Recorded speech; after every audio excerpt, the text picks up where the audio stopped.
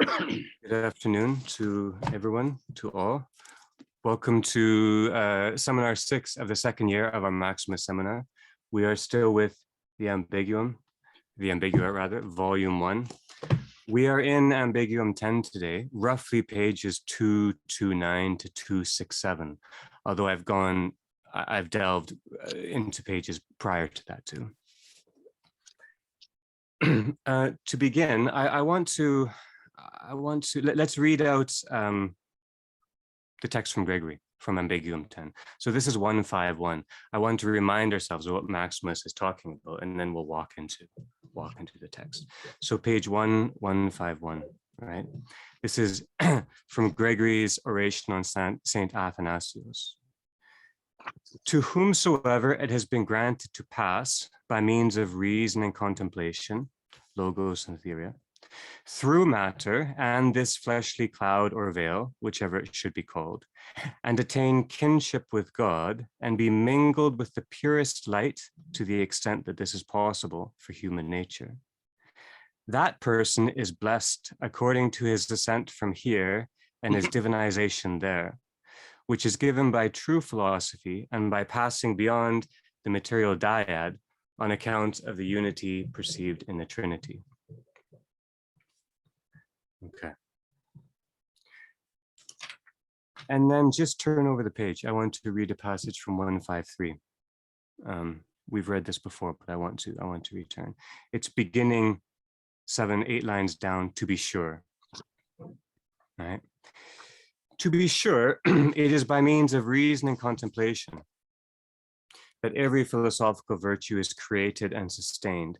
And it is also by them that such virtue is manifested in and through the body, though not wholly, for the body cannot contain virtue, which is a form imprinted within it by a divine power. But it does have certain traces of it imparted, not for the benefit of virtue, but so that those that are naked of its grace might come to imitate the divine form of life, the divine tropos, of those who love God, inasmuch as they have cast off the deformity of vice through participation in the beautiful, and so come to be ranked with those who are worthy of God. And when they acquire the disposition of the virtuous, which is hidden in the depths of the soul, but manifested through bodily practice, they praise the providence of God, which has become all things in everyone, and through all things is present to all. Now, this Ambiguum begins by seeming to focus on the translation beyond the material into the spiritual, perhaps. We are told nearly right away that it's about acquiring a beautiful disposition, acquiring a beautiful countenance. That's the point of this whole thing, is to acquire a beautiful disposition. I want to stress that from the beginning. We're going to come back to disposition.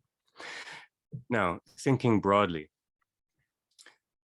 the compass of Gregory's text, the compass is intimacy with the divine. That's what he's talking about. That's what he's looking for. He calls it kinship here.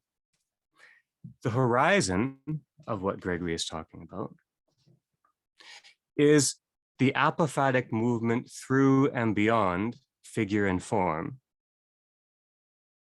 as a gathered offering unto God, i.e., the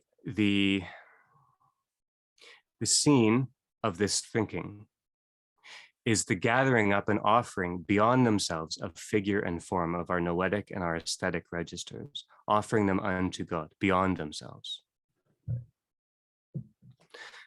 Maximos's method is to seek in the integrity of each event of truth,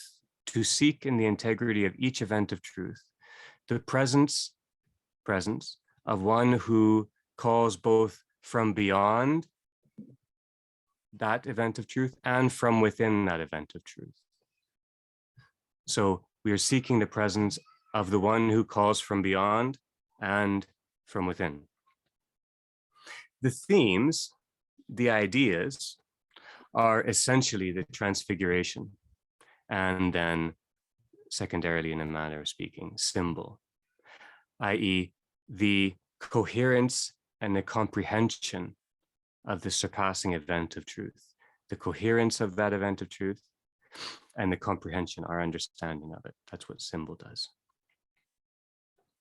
And the ideas, the theses that Maximus sets forth are, to reiterate slightly, the coalescence, the drawing together and offering beyond oneself of both one's aesthetic forms and one's noetic figures.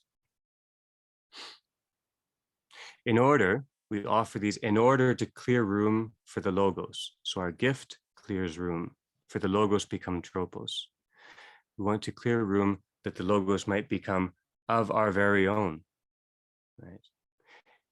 Which means that we will be able to encounter and embrace Christ within ourselves. No, this is a complex thing that Gregory is trying to do and Maximus is trying to do.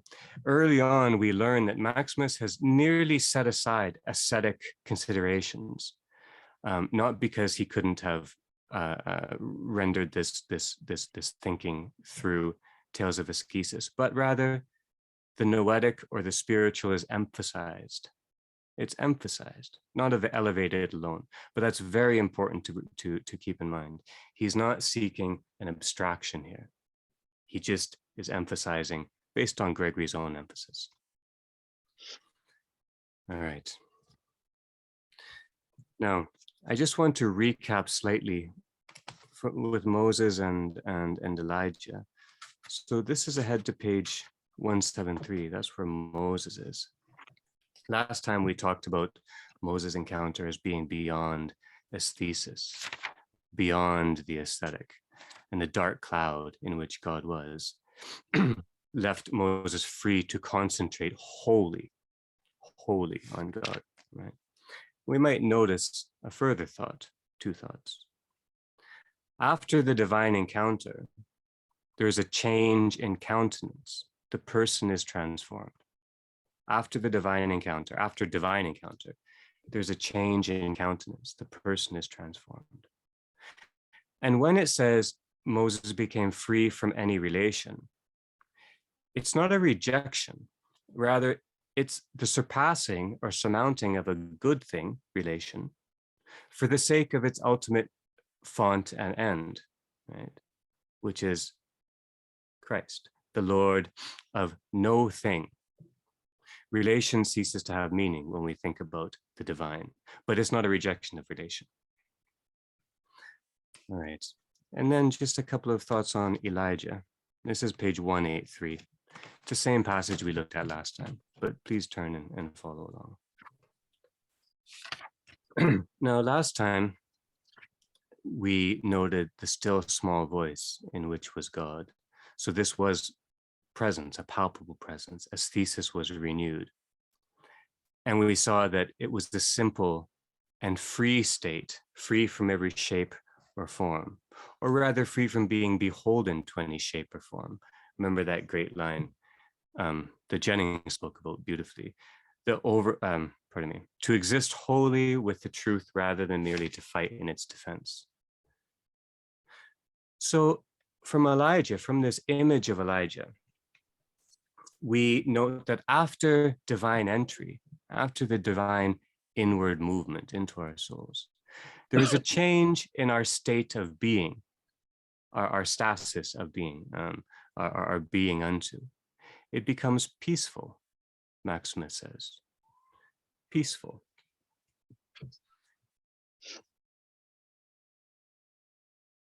That's 4 lines up from the bottom of 183, the word peaceful. And peace means the synergy of corresponding, in kind and measure, for the sake of being together, or dwelling together, or belonging together in well-being. So peace is the synergy of corresponding in kind and measure, for the sake of belonging together in well-being. In other words, it's a dwelling with. Peace is that dwelling with, which we read is to be desired above all else. Now,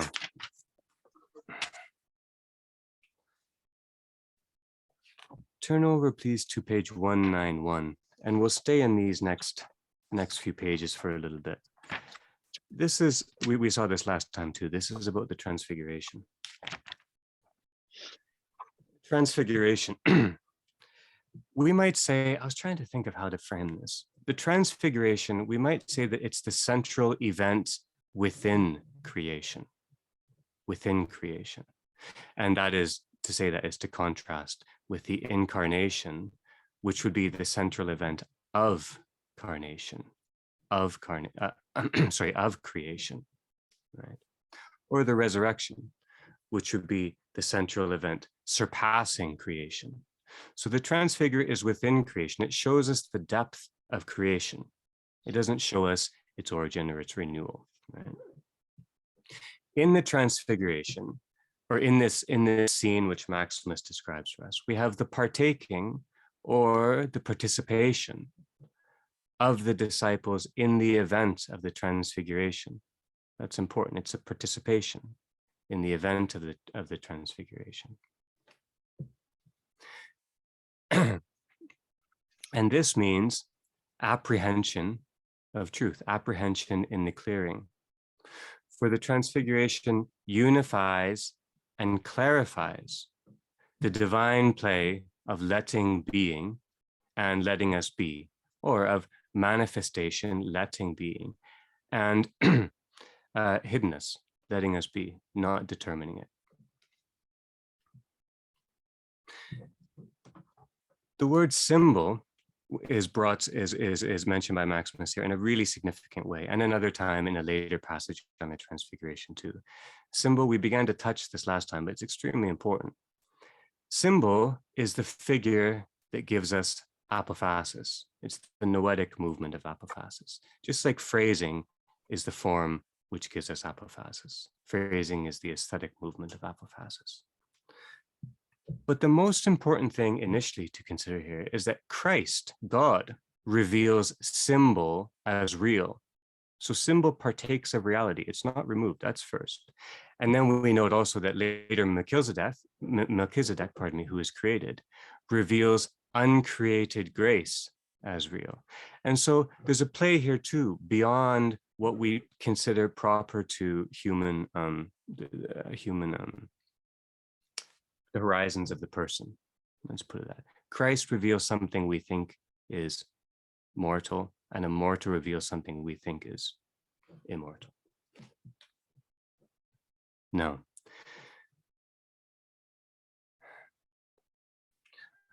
And this is over to page 193, then I'm commenting on 193 right now. The Transfiguration here is seen as the clearing, or as seen as aletheia, right? It involves the offering beyond of the meaning of the disciples, which was hitherto unphrased within them. In the Transfiguration, Christ called forth from his disciples a meaning that was within them that they didn't know that was there and it hadn't been phrased by them yet. Maximus characterizes it in the sense of a healing or undoing of our preconceptions. He says, stripped of the soiled preconceptions.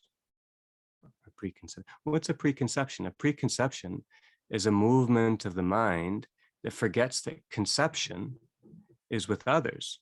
Conception, it's with others, right? And so preconception gives birth to an involute world, or an involute image, or an involute person.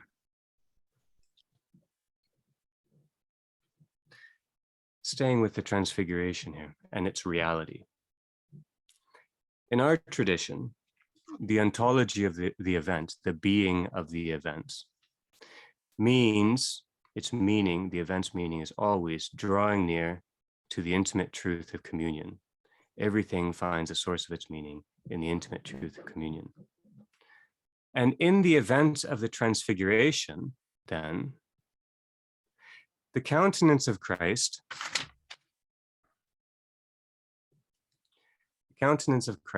draws his disciples, draws us near. The countenance of Christ draws us near from an inconceivable measure beyond what we could even call the light of light. which is an apophatic definition used for the divine, light of lights. So the countenance of Christ, the face of Christ, which is the most recognizable thing possible, someone's face, calls to his disciples from far beyond the light, which they find unapproachable. And so again, we have the mixing, the coalescing of aesthetic or figuration and formation. And the fact that his countenance is far beyond and unapproachable beyond that light lets us know that we must take care, even with the image of light, not to make it into an idol, not to make it into a concept that we think relates God well. So how can we think of symbol here then? How can we think of symbol?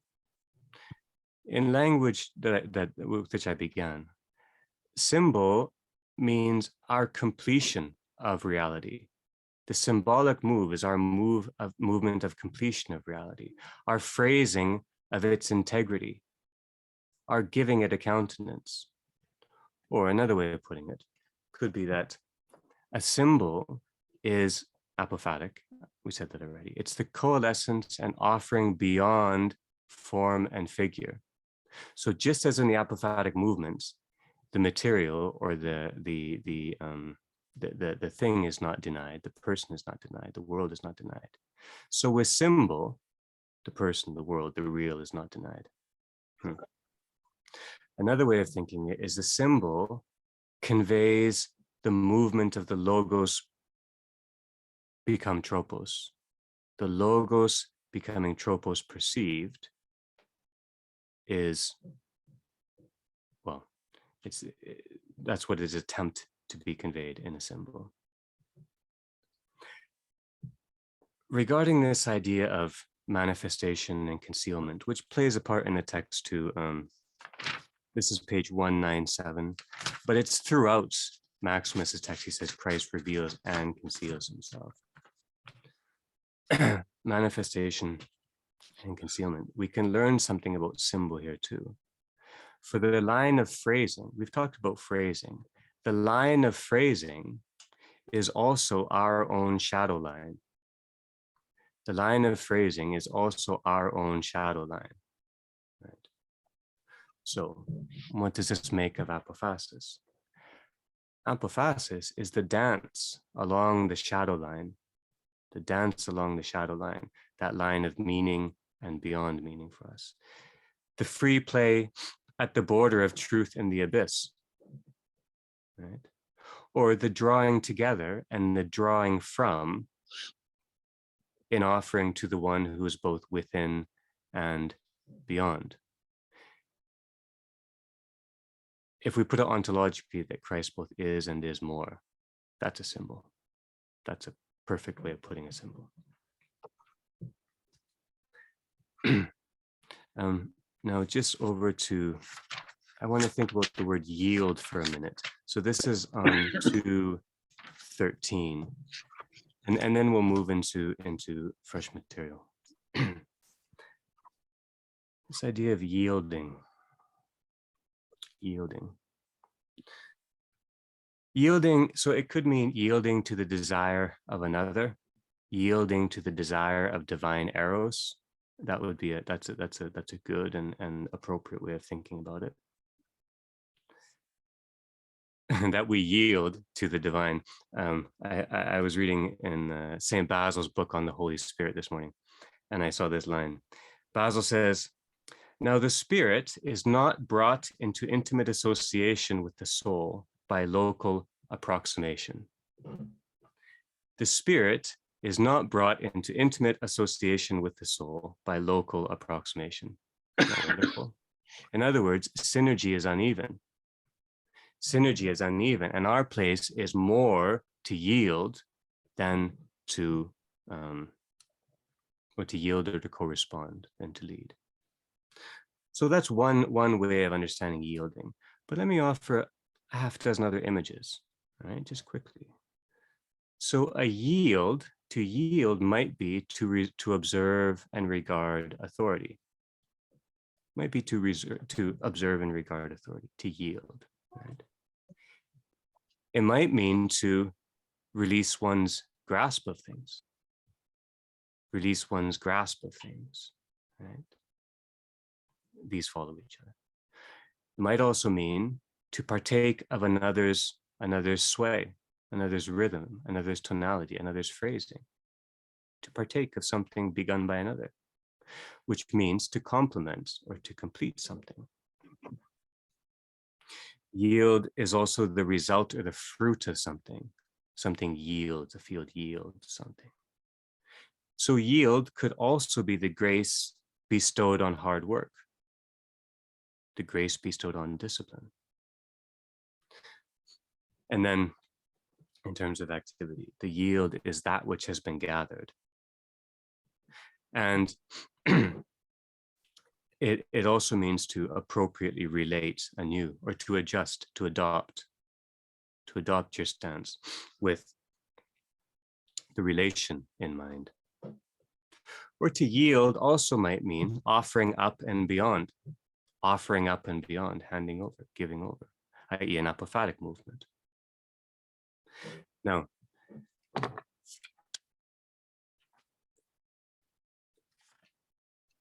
the figure of Melchizedek, which also begins on page 213 here, this is one who has yielded. And some of the strangest language in the scriptures is reserved for this figure. So I want to read and think about a number of passages. So, but we'll get our fingers into this Melchizedek bit, and then we'll talk a little bit about Abraham and Moses and the law and a number of other things. But we'll come back to this Melchizedek. We can come back to this as well. All right. So first of all, and just follow with the text. First of all, we read, this is from 213 to 215, that Melchizedek transcends time and nature. He transcends time and nature, right? Maximus says, he became by grace what the giver of grace is by nature. Okay.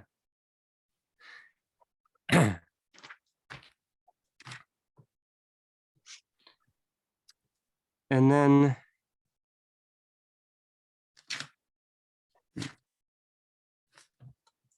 217 to 219.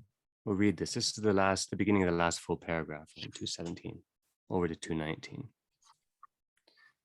If then he deliberately chose virtue over nature and everything that comes with nature, through the noble acquisition of the dignity that lies within our reach, and by knowledge vaulted over every time and age, and cognitively through contemplation, left behind all that comes after God, hurrying past whatever was marked by any kind of limit or boundary, the divine Melchizedek unfolded his intellect to the divine, beginningless, and immortal rays of God the Father, and was begotten of God through the Word in the Spirit by grace, so that he now bears within himself, unblemished and fully realized, the likeness of God the Begetter, for birth creates identity between the begetter and the begotten, and so on. What do we have here? First of all, we have an emergent reality, an emergent holiness. So Melchizedek is characterized by his height, which means that a habit is becoming. A habit becomes one's own, right? And also in this passage, he speaks of Melchizedek's intimacy with God the Father, which is language we really rarely see. All right. Then also on 219,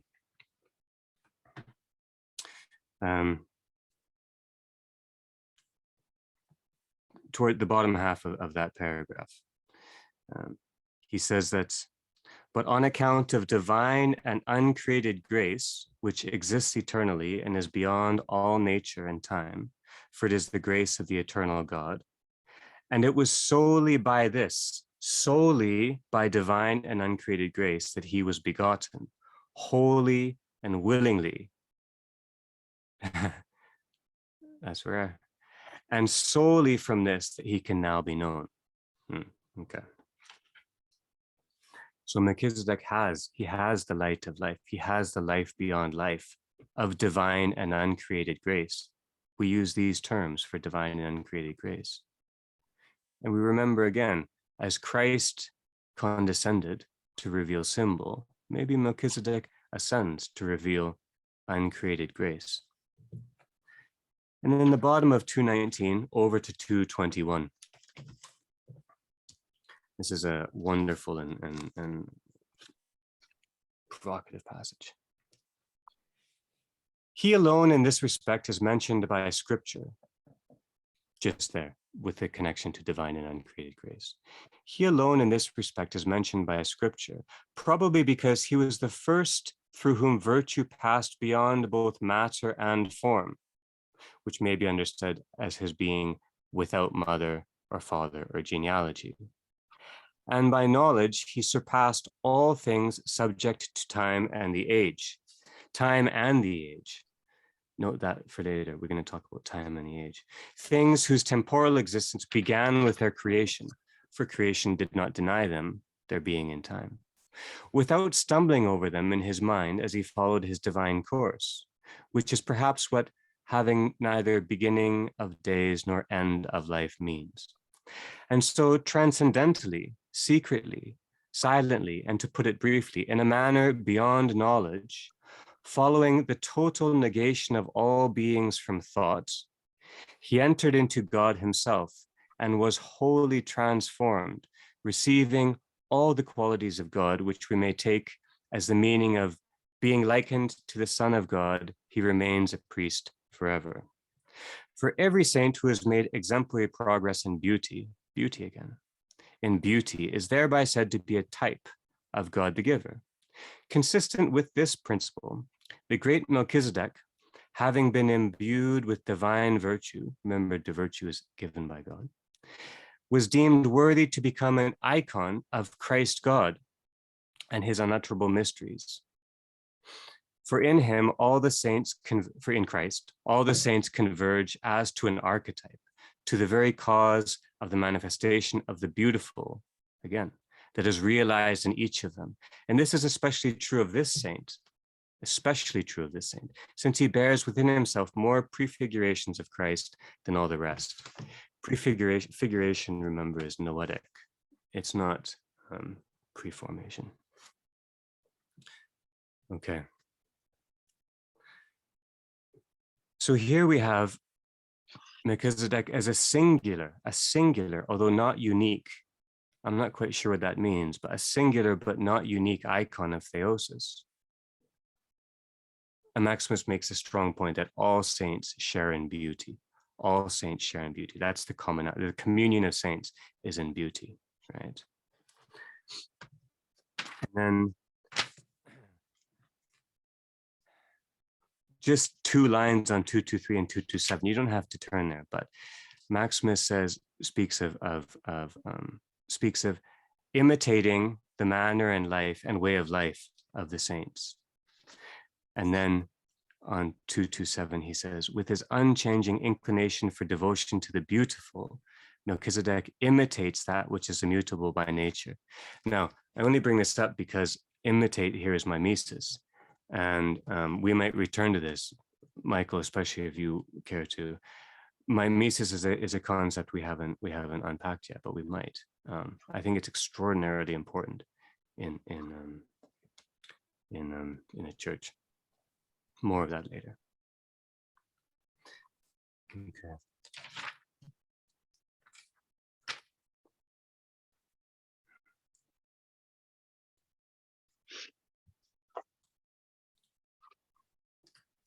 Okay, and then just on 225,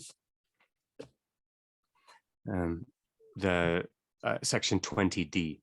So this is a vision of the words having neither beginning of days nor end of life. All right. Maximus says, if in addition to these things, he should also deny himself, having lost his life, according to the divine voice, which says, he who loses his own life for my sake will find it.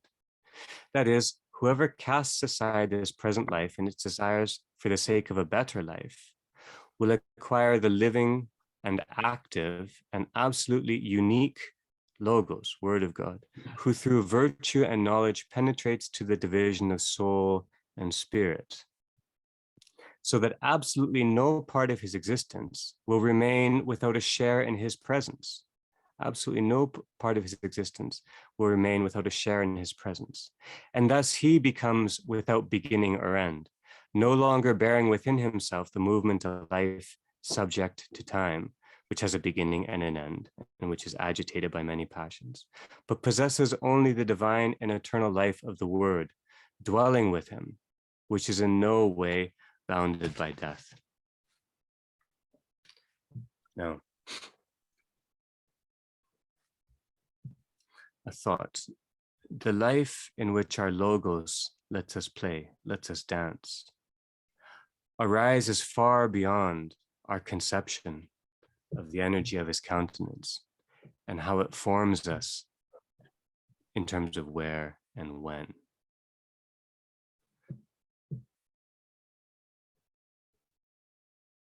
We have to take care that even when speaking this intimately about a great, great holy man, we do not confuse energies and essence of God. We are only talking about the essence.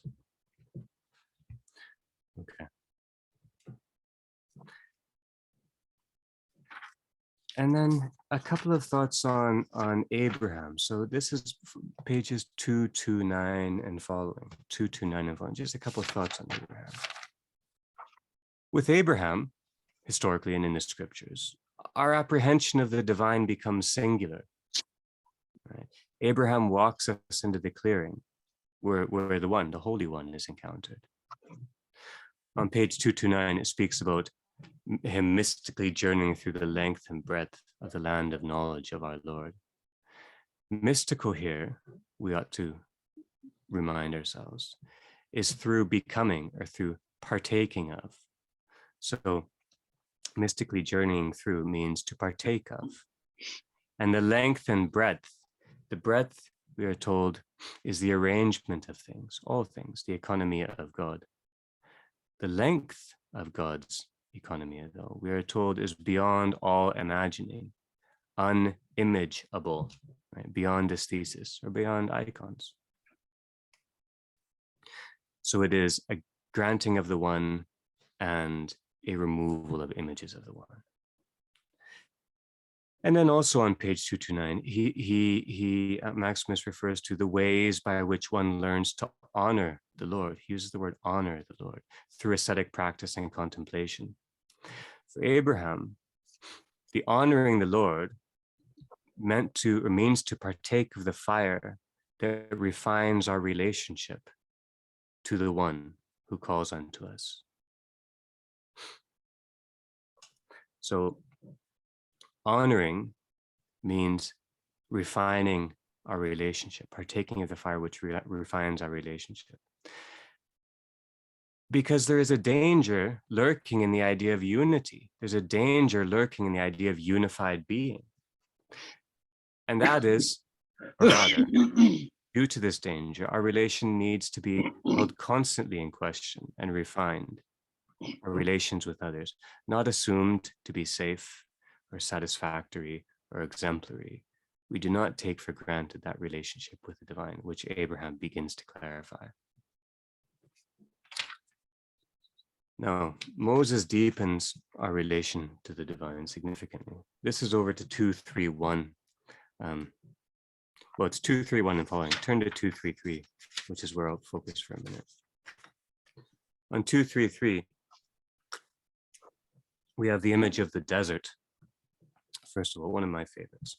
The desert here is the place or the position or the hierarchy. All those words mean thesis, the thesis of truth. The desert is the thesis of truth, the place of truth, of clearing, of aletheia. Right? The desert is the region of the sheer divine and the felt horizon, the intimate and the ultimate. And then on 233, the paragraph that begins on 233, about 9 lines down. On that summit summit of the mind. He reflects with great diligence on the contemplations that arise naturally in the spirit, and having broken all ties between his intellect and sensible objects, for I think this is the meaning of the 40-year sojourn in the desert, he will be made worthy to see and hear in his intellect the ineffable and supernatural divine fire, the fire that exists as if the aesthetic move in the burning bush within the essence of things, that is God the Word.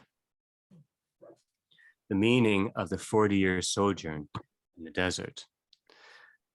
This is a deep mystery, but we can say a few things simply. The approximation of holy fire is completed in patience. First of all, the approximation of that holy fire is completed in patience.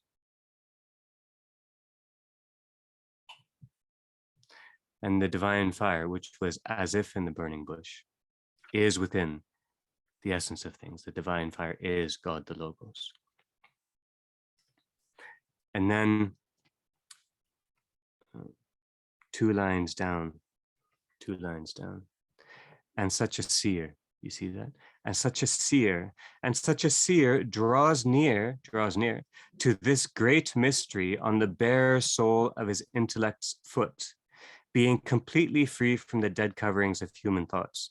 He does not probe into it, but turns away from it the visual power of his mind, as if it were a face. And with faith alone, he opens up the obedient part of his soul, as if it were an organ of hearing, to receive the mystery. What's being conveyed here? Intimacy with the great mystery.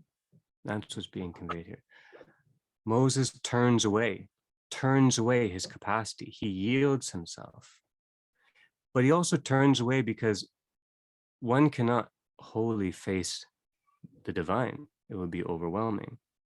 Rather, one must approach, as we're taught to in the liturgy, and as Moses does in the desert, to approach through metaphor and silence, right? With our metaphor being and meaning silence.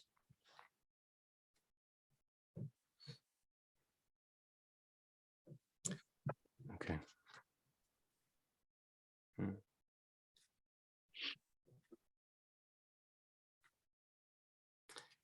237.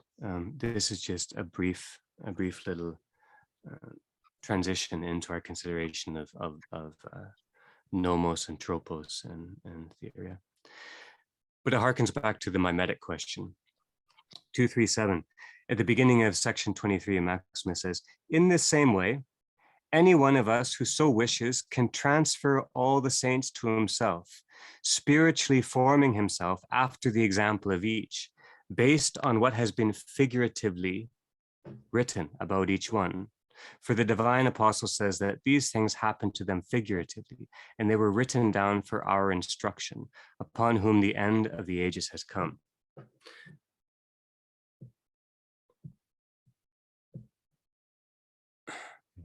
This is immense.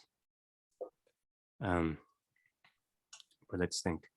How do we imitate? How do we draw near the saints?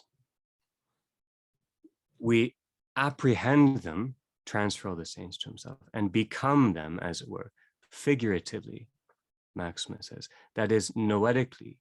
We learn from the saints noetically, figuratively, not formally, i.e. aesthetically. We're not trying to imitate their form, or via formula. We're not trying to imitate a formula either, right? We're imitating them figuratively, not formally, and not via formula, not formulaically. That's important both for questions of mimesis, but also for how we learn and what it means to embody and to become one's own. Now, these next several comments are from pages 241 to 250, approximately 241 to 250. We'll do some reading, a little bit of concentration here. Okay. What page did you say? 241. 241. Now, at the top of 241, we read, the title of the section is, the one who through the virtues and by disposition genuinely follows Christ, transcends the natural and written law. Okay, so we have three things here: nomos, or law, and arete, or virtue, and diathesis, or disposition. All right. Now, when nomos is understood as law, then a pattern guards presence, rather than presence establishing our pattern. Right. When the pattern guards presence, it results in a disfigured idea of authority and of congregation and of the clearing. Now, to speak outside of theology for half a minute, the figuration of thinking in terms of law, or meaning taken in terms of law in the 20th century has done a lot of work, a lot of damage. By a short count, it's led to our concern with social justice. It's led to an obsession with identity in politics, to the leveling of community. It's led to ideas of violence or rebellion or anarchy as expressions of freedom. It has given rise to literalism in all layers of life. It also gives rise to a tendency to critique and an idolatry of formulations. So that's the echo of law. So we're not talking about something which doesn't mean anything here. It really matters how we translate nomos. Nomos is translated as law sometimes. Rhythm would be better. But we could say that based on this transition from the law to the disposition and the virtues, that the nomos is an authoritative ontological measure, right? It's the holy presence which establishes and arranges and sustains, the presence which establishes and arranges and sustains. In other words, it's the economia of the Holy Spirit in history. It's enfleshed.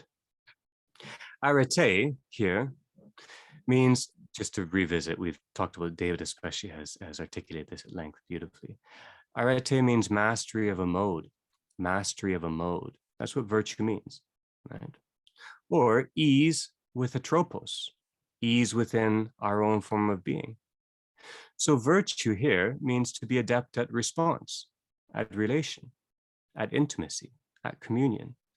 That's what virtue means. It's not to try to take on a characteristic and then somehow exhibit it. And then diathesis here. Diathesis, disposition. We're reminded that disposition and diathesis are nicely literal translations, actually. Through the positioning of one's countenance, through our thoughtful stance, our caring and considered being unto, for the sake of the other person, for the sake of the divine present. Okay. Now, 241, the bottom of 241, I'm going to read over to the top of 245. This is a very important passage I want to think about a little bit.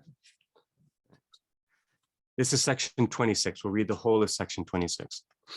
It's entitled Contemplation of the Mode, or Theoria of the Tropos, according to which the natural and written laws are transcended by the person who in all things is obedient to God. Okay, so we get a deepened idea of this disposition too. It has something to do with obedience, whatever that means.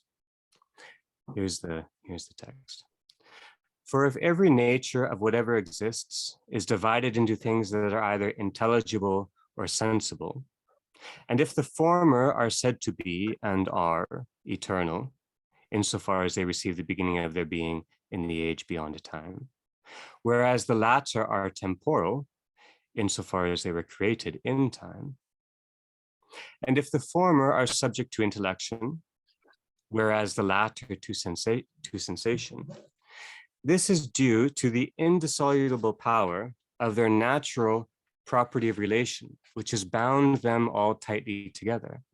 For mighty indeed is the relationship of intelligible beings to the objects of intellection, as is that of sensible beings to the objects of sense. And thus man, fashioned of soul and sensible body, through his proper natural relation of reciprocity to each of these parts of creation, correspondence, is both contained within these divisions and contains them. Isn't that lovely?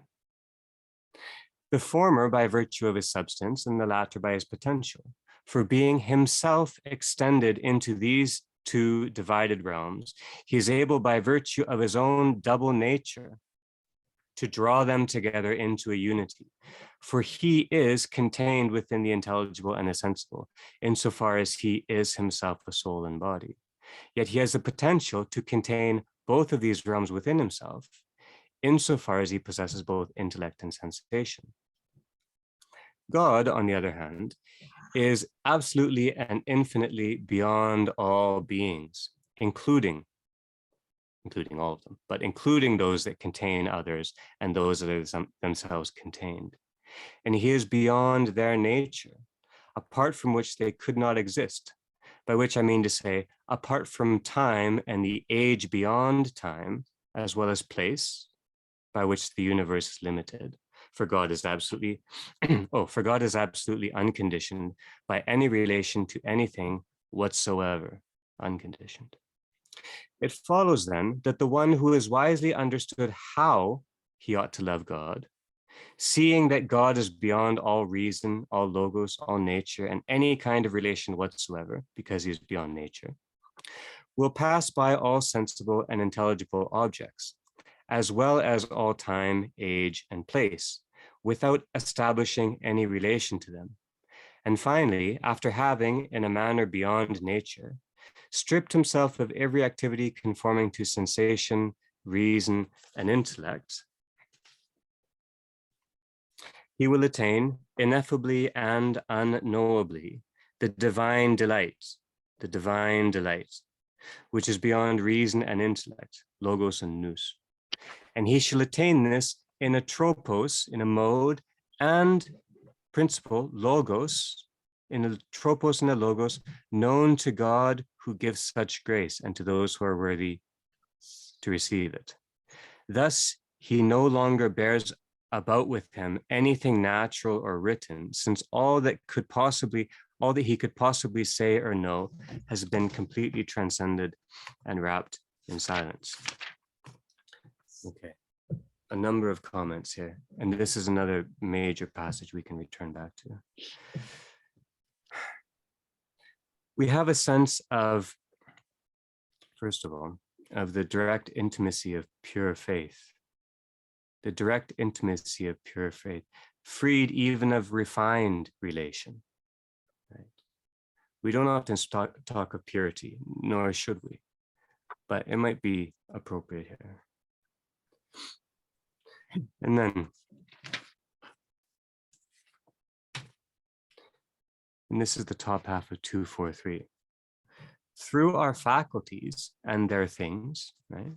Through our ideas and our objects, through our thoughts and our makings, via soul and sensible body, a person, the tropos, the logos become tropos, a person draws near and together, unites, integrates, being. The personhood is the integrative ontological principle, logos, in creation. Right? It's in the person that these things are drawn together.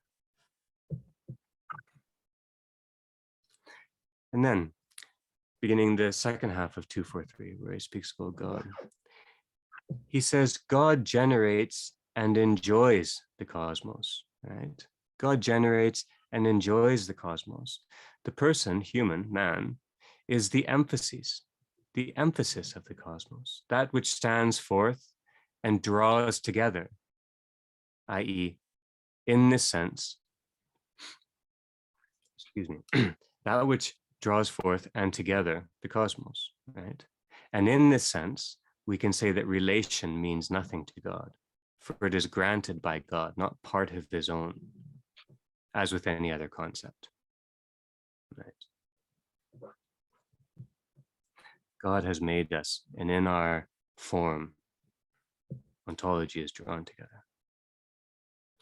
And then the last bit, just at the bottom of 243 over to 245, where he talks about how one ought to love God. How one ought. Well, one learns how to love God beyond relation. That's what he's talking about. How to love God beyond relation, which is paradox for us. Beyond coordinates, beyond schemas. How do we love God beyond our own patterns of thinking, beyond our plan? In this learning, one becomes centered in silence, centered in silence. The ethos of transcendence and tranquility. Now, over to 245, and we'll read just kind of scattered little bits from here. First on 245, in the first paragraph of 27, we see the lines, whoever, Christ says, whoever does not renounce all that he has cannot be my disciple. And then Maximus glosses, by negating all things from himself, or by putting it more precisely, by negating himself from all things, the one who has made himself a lover of wisdom becomes for God alone. Now, this is not rejecting or denying things. I love that little shift, the modulation. Negating all things from himself. No, negating all things from him. So it's a clarification and a healing of one's relation with things, right? Things become for the sake of being with God alone, only.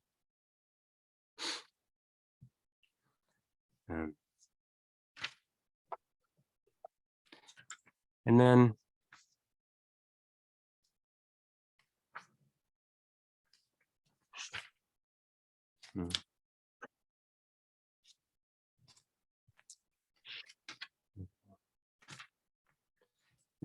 the bottom of 245 and over to 247.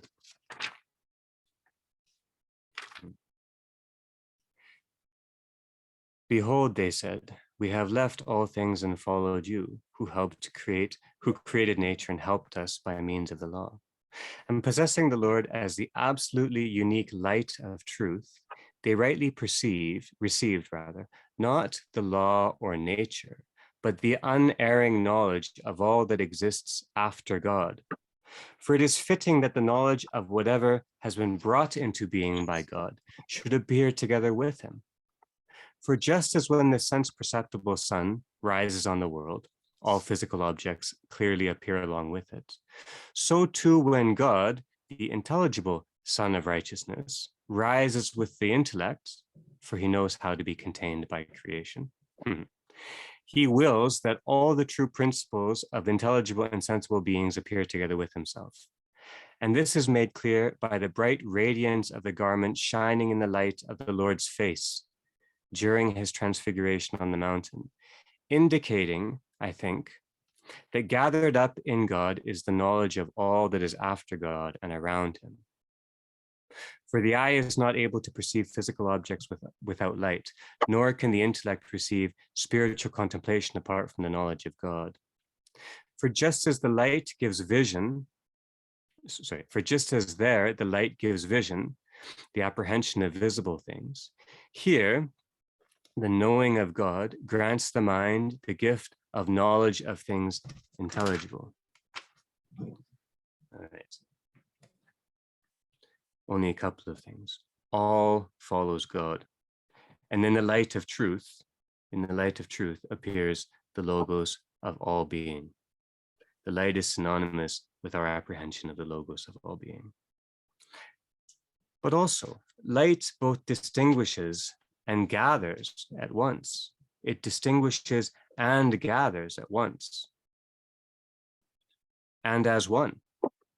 It distinguishes and gathers at once and as one. All that is after God and around him. It both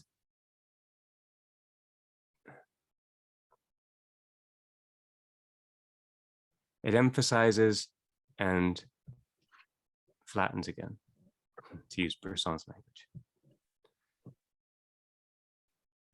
Okay. And then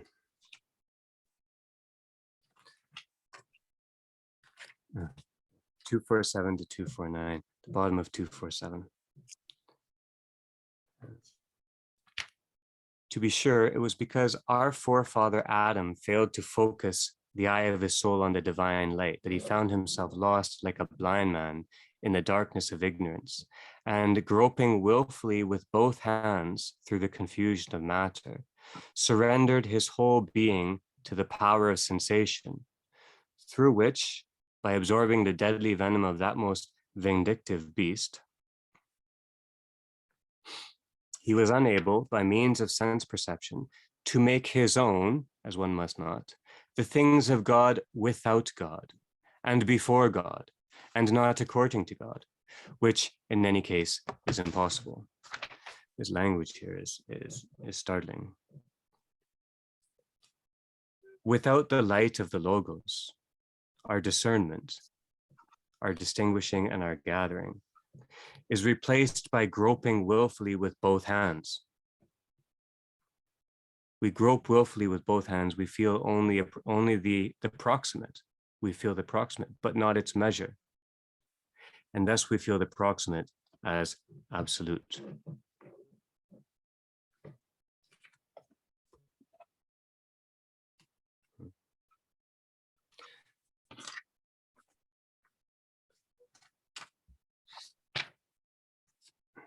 Over to 249, Maximus talks about the development of the taste when we reduce our being to sensation, to aesthetics. Taste is the height of sensation, but taste can be either well-formed or ill-formed. We get a taste for death, and it becomes a cul-de-sac into which we stay. And yet also on that page, Maximus says that immortality, which is proper to the soul, is maintained via participation in, or the intimacy of divine communion through participation in life. So our taste is for death, but our soul longs for life.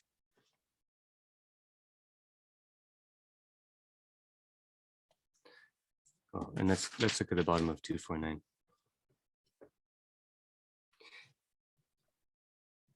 And so, by not wishing to be nourished by the word, about 8 lines up, by not wishing to be nourished by the word, the first man, the first man fell away from divine life and embarked upon a different life, which engenders death, a life in which he required for himself a form which was alogos, an irrational form, obscuring the inconceivable divine beauty, and he handed over all creation as food for death.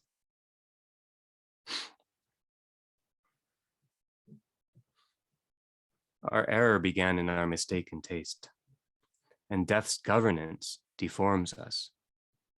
That's why the transfiguration is new to us, because we become deformed by partaking of death. Now, 251, this page is all about death, but I just want to note 1 or 2 things. Maximus begins section 29 here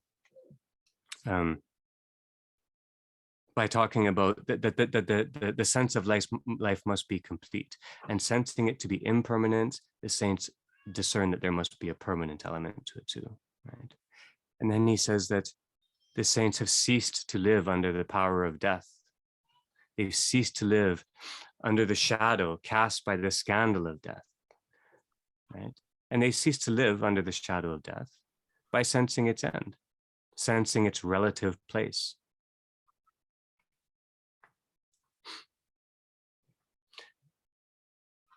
Death is put to death by our Lord. The Logos becomes the end of all end as well. He becomes the end of all end as well, opening all up to holy integrity and hierarchical communion. Pardon me. And then 4 lines up from the bottom of 251, Maximus says, I do not think that the end of this present life is rightly called death, but is rather a deliverance from death. And then he goes on to almost fondly list a number of harrowing experiences one may go through. But what's he saying here? He's saying at the end of this life, which we have allowed to be cast over by death, resumes the light of light beyond the shadow, right? Beyond the shadow cast in our minds. The light of light is with us always, but beyond the shadow cast in our minds by the fear of death.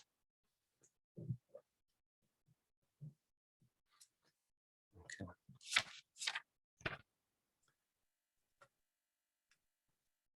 Now, turn over to 255. 255. Maximus returns to the theme of the Transfiguration, then to Moses and Elijah. I just want to be here for a minute and then offer some general thoughts, and then we'll open it up. Transfiguration. Now, first of all, in 253, Maximus talks about the excellence of the saints, the excellence of the saints. This word that is translated excellence, the translator also tells us can be translated extremity. Now, he dealt with this previously. We could think of it by the French phrase, au bout de la, like the extremity is to go into the depths of something. In English, we could say the excellence, the extremity of the saints means they're plunging, they're diving deeply, they're extending themselves into the abyss of life, but forgetting none of the steps which take us there. Now,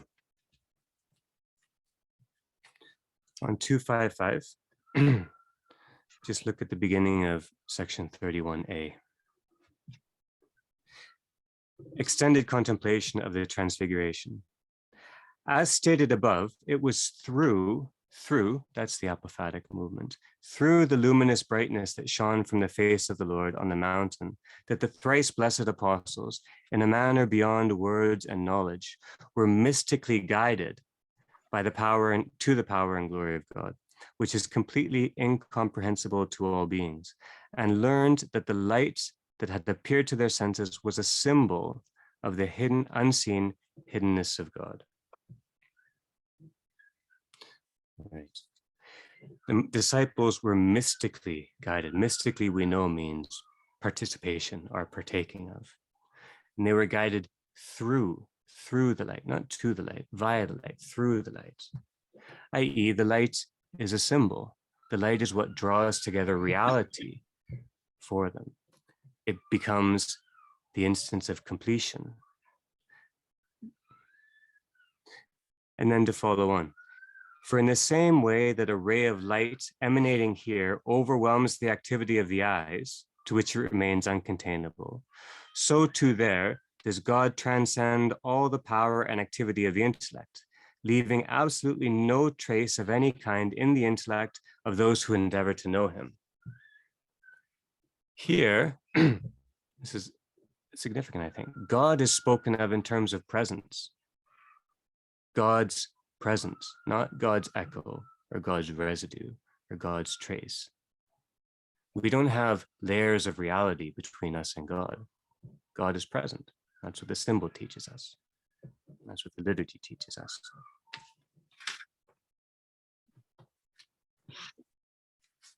And 2.5, let me see.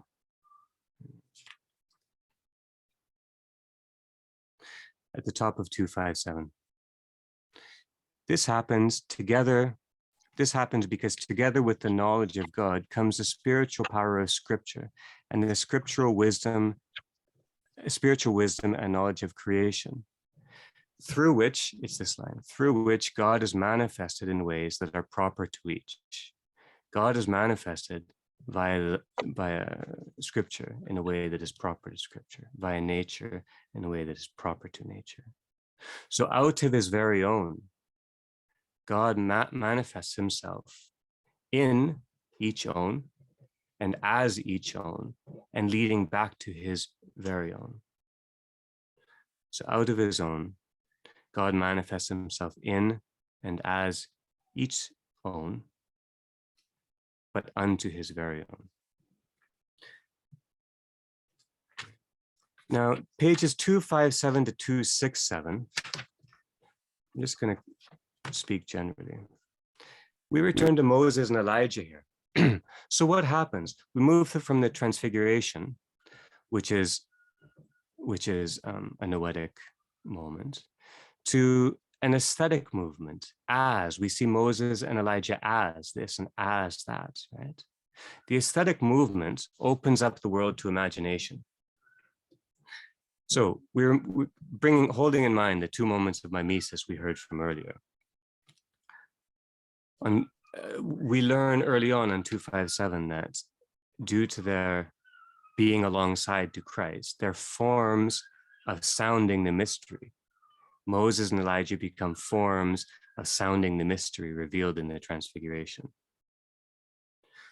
One of these mysteries, and this is on 261, is that intimate communion with God means life, and that the energies of God are in intimate communion with all of creation and all creatures, except those who are turned away. Maximus says, all are alive in God, and absolutely no one who is next to him is dead, except those who have deadened themselves through sin, and who by their voluntary embrace of the passions have cut themselves off from the word.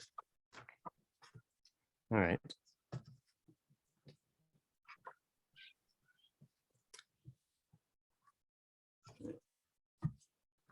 (263). We need to read this out. This is on page 263. This is after the bigger space, just this paragraph. Maximus addresses something he hasn't addressed before. Or they learned that when God truly appears within vision, to the extent that this is possible, everything that comes after God and has been created by him, that is, the nature of beings and time, is seen together with him, for he is their cause and their maker. That's light. Of these, and then Maximus moves into as likening. Moses would be the figure of time, not only because he is the teacher of time and its reckoning, for he was the first to count time from the creation of the world, but also as the leader of temporal worship, and because he did not enter bodily into the divinely promised place of rest, together with those who were under his leadership. For such is the nature of time. By its movement, it neither goes before nor marches in step with those whom it sends into the divine life of the age to come. Such is the nature of time. By its movement, it neither goes before nor marches in step with those whom it sends into the divine life of the age to come. For it has Jesus, who is the successor of all time and every age, even of the logoi of time, the principles of time, even if the logoi of time should abide differently in God, as is indicated by the entrance of the law, which had been given in the wilderness through Moses, together with those who entered the land promised to them. When its motion is stilled, time is the age, and the age is time, as carried along and measured by motion. So that the age, in order to give it definition, is time deprived of motion, whereas time is the age measured by motion. Now, he's talking about the transition from kinesis to stasis here. It's a mystery that is not simply comprehensible, and certainly not by me. But it's curious how we see the principles of time linger in its progression, but not. And the principles of time are renewed, are reconfigured, recalibrated in terms of life eternal rather than mortal life. But it's not rejected.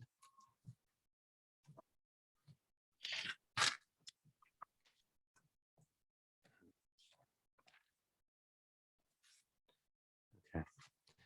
Now, I'm going to refer to 265, but I'm just gonna offer a few thoughts and then we'll finish here. On 265, Maximus talks about Moses corresponding to this element of creation and Elijah corresponding to that element of creation. The particulars aren't important, but the word correspond is. I want to think about corresponding for one moment in light of what we said. We could say that the icon corresponds to the logos. The icon corresponds to the logos. We could say the form corresponds to the sense or the sens in French, the meaning and directedness, right? We could say our making corresponds to our thinking.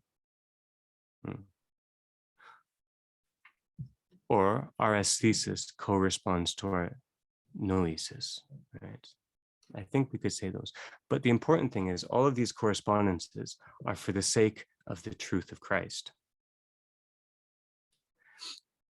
And what I'm interested in here is the transposition of making in thinking, making into thinking. To transpose making, the aesthetic, or as the movement of simile, to transpose making into thinking, and thinking is properly noetic, it's the of. The transposition of making into thinking indicates the creative breath of thought. Creative breath of thought is co-responsive phrasing of our mutual being, co-responsive phrasing of our mutual being, weaving together our abysses in silence and dancing in intimacy. If we can draw that correspondence into our creative, what we understand as creative or imagination, then that safeguards it from partaking of a vault, a brightly colored vault of our own making, i.e., we're in the gaudily painted tomb.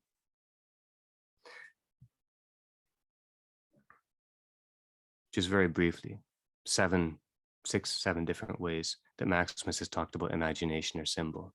I'm not going to go into these. We've looked at all of these passages. On page 163 to 165, this is when he's talking about the soul's movements around the divine. Symbols enter our aesthetic register as the soul's third movements or motion becomes composite. So symbol is part of our composite nature.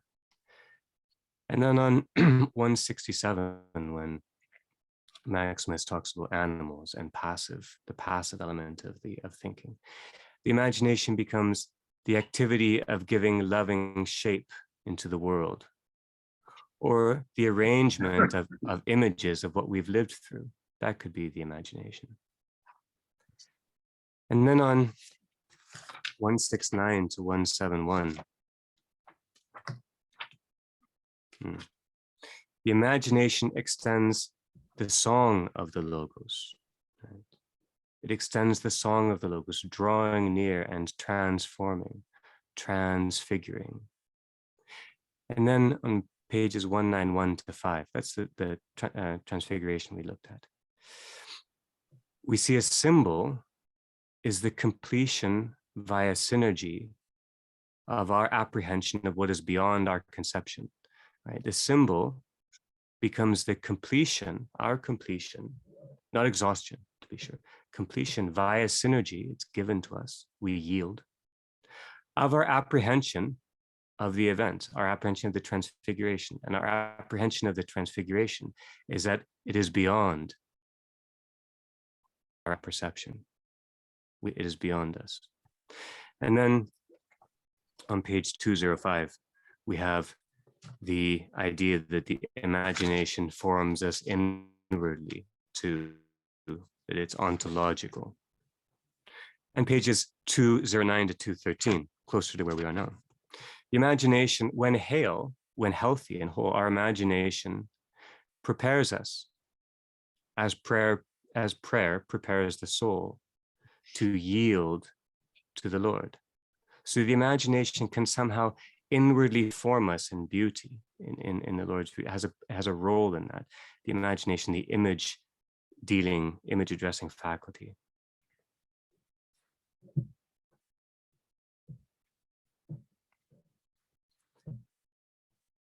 Transfiguration is the revelation of the Logos become Tropos in his glory. Christ become incarnate, our Logos become our Tropos. That is our mystery. The Logos become Tropos. It could be seen as a question of tonality, of being attuned to our Logos, right? Presence, which is a word that we have used often, especially following Goa's lead, which means attunement with an encounter. That's tune, right? Our mode, our tropos to life becomes attuned to the source, to its source. We could also think of the Logos become tropos as a transposition, right? The energy of our Logos is transposed into our mortal register, drawing us through and beyond, even as we are inwardly formed by him. So transpose, just as time is transposed into the age to come, the principles of time. Or we could think of the Logos as a tonic, the arche, or the anchor, around which all movement has meaning. Or in the Logos become tropos, we could see the synergy of melody and of dance, right? That one's own is also his own. One's own, my own is his own. There is no one's own. The center of our personhood is divine harmony, is synergy itself. That's the center of who we are, both our own and his own. Now, this dance involves and is informed by what we characterized earlier as the coalescence and offering beyond of form and figure, in response to the Holy One who calls unto us. In the Transfiguration, the icon he lets linger with us is the memory of his transfiguration, the memory of his transfiguration. But it's a memory which also refers to the future, refers to, it's an eschatological event, and therefore it takes the principle of time and removes it from our mortal coil. So memory no longer becomes time-bound. It's offered into the future. So he lets the icon of the Transfiguration linger with us, which also refers to the future, or it refers to our coming and present, coming and present. It's coming and it's present in its moving gift of theosis, And that really is, to my mind, what Ambiguum 10 is about. Gregory is saying it poetically, and Maximus is walking around and saying, look here and here and here and here and here. Look at the gift. Look here. All in all. Okay. Thank you. That's there's things that one may return to later, but one may. That's what I had in mind. It's a little bit longer than the usual remarks, but we may begin anywhere. We may begin where we please.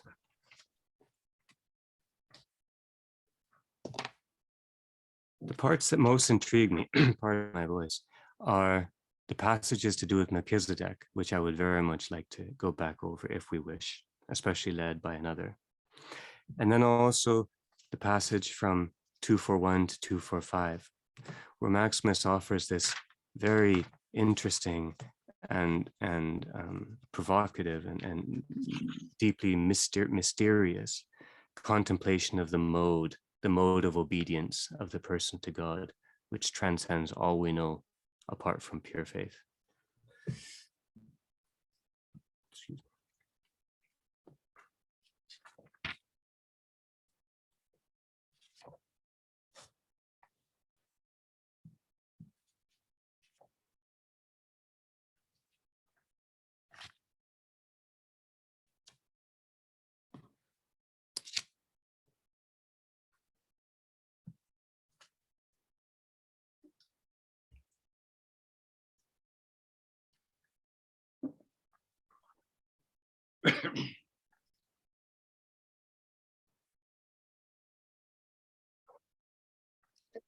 Maybe I could ask, or just raise a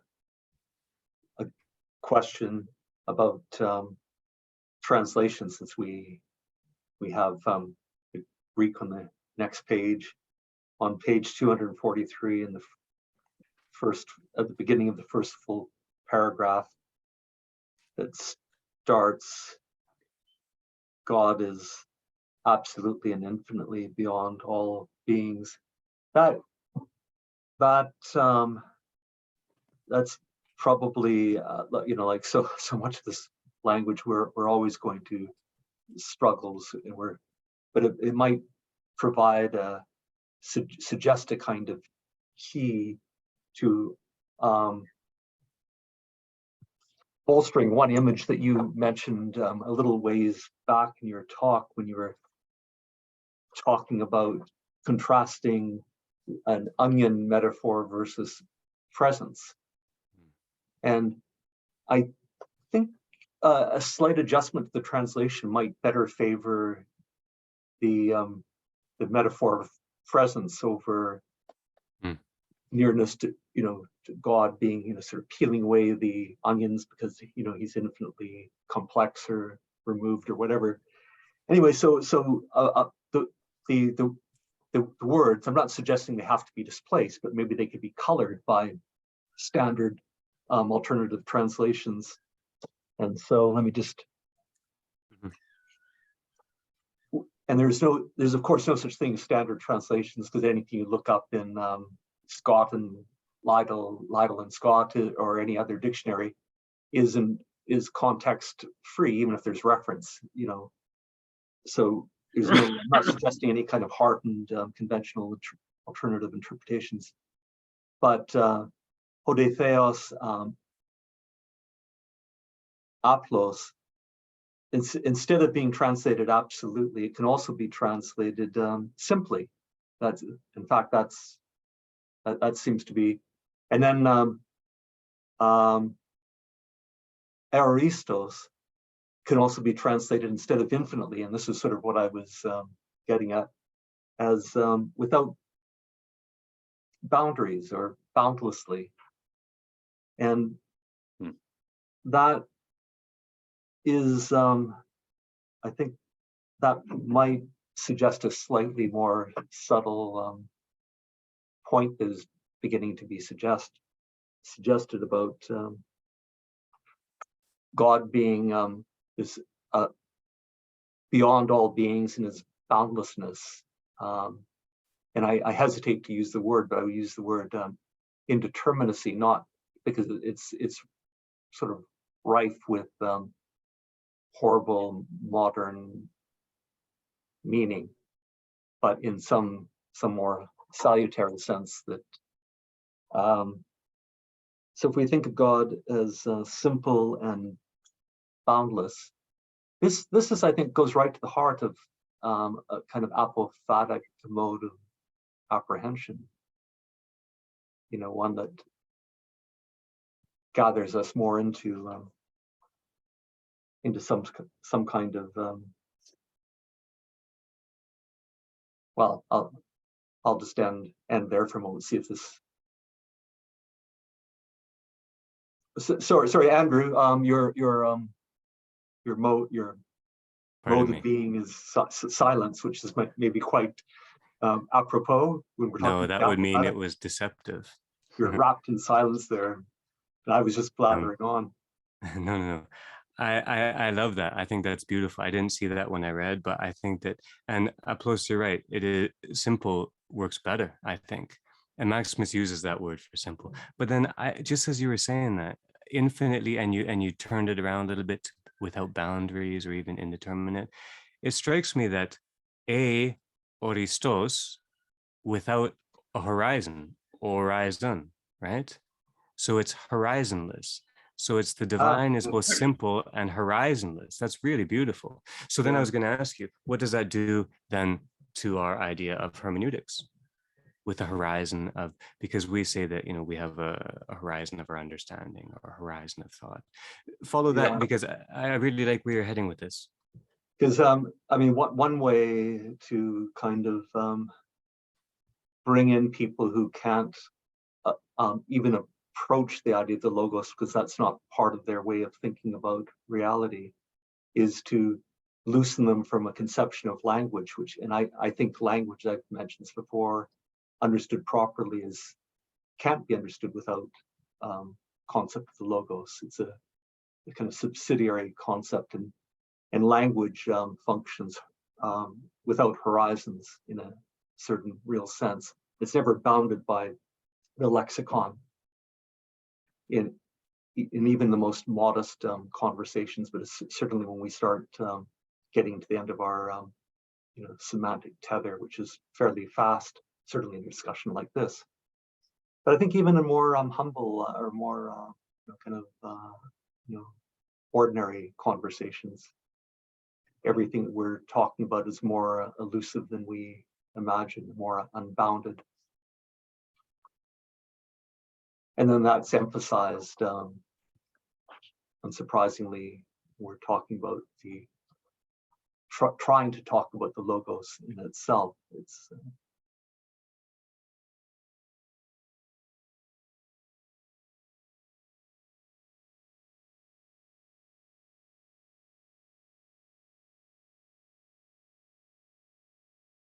One's not sure what one will find within a horizon, but one knows that's how far one's vision or one's capacity extends. and whatever we do find isn't isolated and discrete, because it can only be made sense with respect to everything in the horizon. And everything within our horizon is even in that sort of massive sweep, which we can never comprehend, is also just a fragment of a kind of boundless horizon. In other words, the logos understood. So I guess I'm suggesting, kind of maybe a familiar thought that, humans are a little cosmos or a little mini version of the, I guess it's a take on the image of the, being in the image of the logos. Language is in the image of the logos, has that quality which has has an essence which we can never begin to capture, even though we fluently use language. So it pervades it's pervasive in our thought and our images and everything else, our activities, but it's never reducible to any of these. And then it becomes less surprising that I guess that God would, or that the logos would be similarly boundless beyond all beings that we, not only we, but that could be assembled. Because otherwise, how could it pervade everything if it wasn't beyond? And if it was infinitely beyond, that suggests incrementally. The onion metaphor that you just rightly disparaged, but the idea of sheer presence. This might be a way of unlocking the paradox or making it more familiar to us.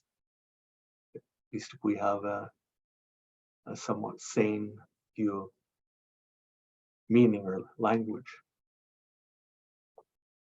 Infinitely beyond.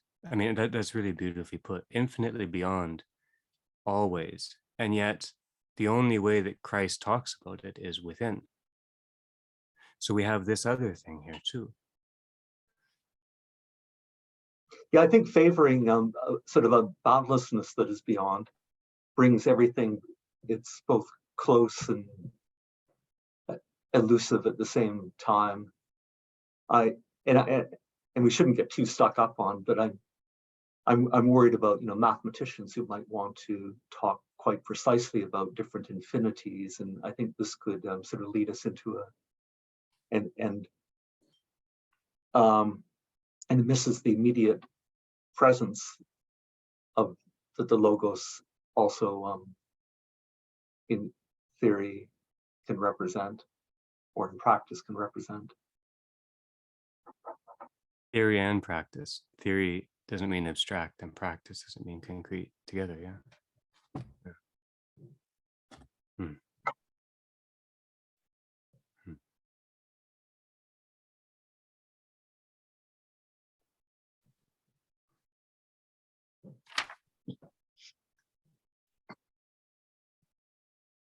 David, Ahmed, Lorraine.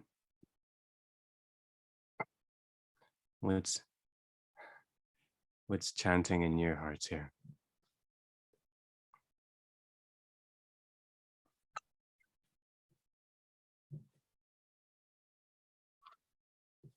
Ahmed, let's circle back to Melchizedek, unless you're wildly diverging from that, because you brought that up a couple of weeks ago in a really profound way, I think. So would you mind walking us into a couple of those? The Melchizedek passages begin on page 213. Whatever stood out for you, my friend, whatever you feel, what have you. But let's get our hands into the work a little bit more. My first impulse is to not engage with it rhetorically, but to praise, simply to praise and to bear witness to what is being said. The idea of the uncreated. It opens up a horizon which seems unfathomable and so full of hope and promise. When Michael talks about the apophasis of apprehension, I thought to myself, perhaps this notion of the uncreated, and the idea that we are invited into this uncreated realm, that it is accessible to us. Actually, perhaps it's not only that we can talk about an apophasis of apprehension, but even something more, an apophasis of experience, meaning that language might not be able to capture the essence and never will, but that doesn't mean that we don't have access to that essence in experience. In fact, I think language always has to be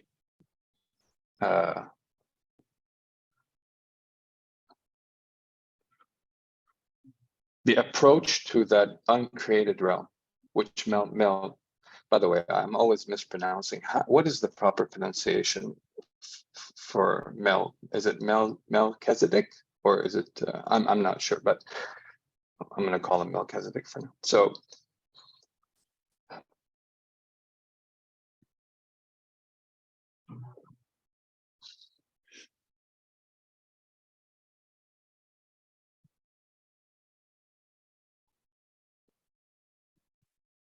let me think about it a little bit more, Andrew. There's so much that I want to, like, just let me maybe sit with it a little bit. If you want to take anything of what I said and go with it, or maybe not, I'll return to it. I just need to process a little bit more.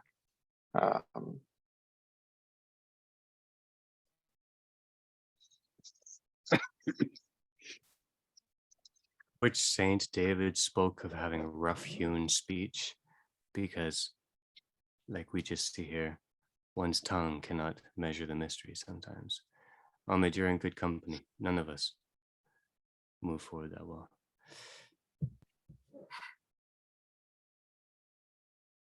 You seem to be imitating mimetically Maximus's own stance here, my friend. Let me say another couple of things then about Maximus's method, just because this might be a way in for it, because this text is extremely hard and we're 100 pages away from its end. And this is, Ambiguum 10. There's 9 and then 11. It's wonderful how Maximus doesn't depend on ceremony. But he's thoroughly at ease. That's the first thing. Maximus is thoroughly at ease. He's at play with meaning, trusting the energy of the logos, right? He's also appropriate and interested. He seeks a thing's own out of his own and gladly partakes of its reality. But he's also humble and reverent, that tonality, which just came up here. To be humble means to be without self-elevation, without constructing an idol in one's own image, and also without condescending, right? Which is proper to God only. The only condescension proper is God's. And he's reverent, i.e., honor and blessings are chanted, or we hear honor and blessings chanted in Maximos's lines. He's reverent to what, though? I began to think, why does he gather so many particulars by name? Why gather each by name? He's not trying to make an argument or a statement. He's not trying to render St. Gregory's, that section of St. Gregory's oration into a kind of theory that can be applied or a law. He's showing the integrity of each event of truth. And I thought, then is he commenting? But no, we could say he's corresponding. He's corresponding not only to the events that he describes or the aspects, the elements of life, but he also is corresponding with Gregory, right? He yields to Gregory. He makes it about Gregory, but Gregory has made it, he's yielded to the Lord. So we have a deep for the sake of here. And his insights, Maximus' insights, are smuggled in under the guise of commentary.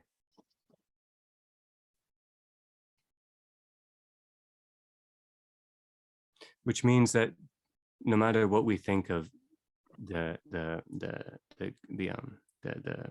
brightness with which this man's mind shines, he was interested not in his own light, but he was interested in communicating the light of Gregory, Saint Gregory, who himself was interested in communicating the light of the transfigured Logos.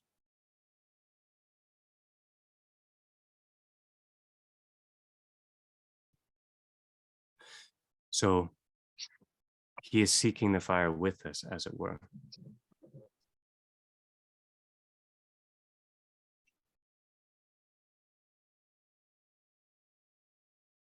And perhaps it is a safeguard against arrogance or against hubris to only, we talked about the Christian life as being one of response. This was based on one of David's insights several months ago when he said that forgiveness is a central act of the Christian life. Forgiveness is an act of response. Maybe our thinking needs to be in response too. Maybe when we think that we are doing our own good work, we're actually building our own little edifice.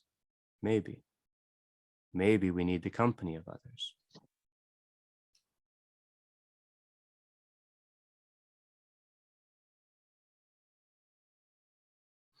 Company of the saints, all who participate in the beautiful, who partake of the beautiful. Melchizedek is out in front, to use a colloquial phrase.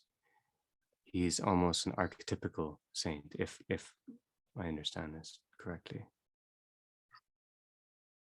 But the saints share in something, just like Maximus and Gregory are sharing in something, or the saints share in something. That sharing, that partaking, that participation is in the beautiful. And that's what this Ambiguum is about. It's acquiring the disposition of the beautiful, remember. So when we try to think, how do we translate this? So I use the word transpose instead of translate, because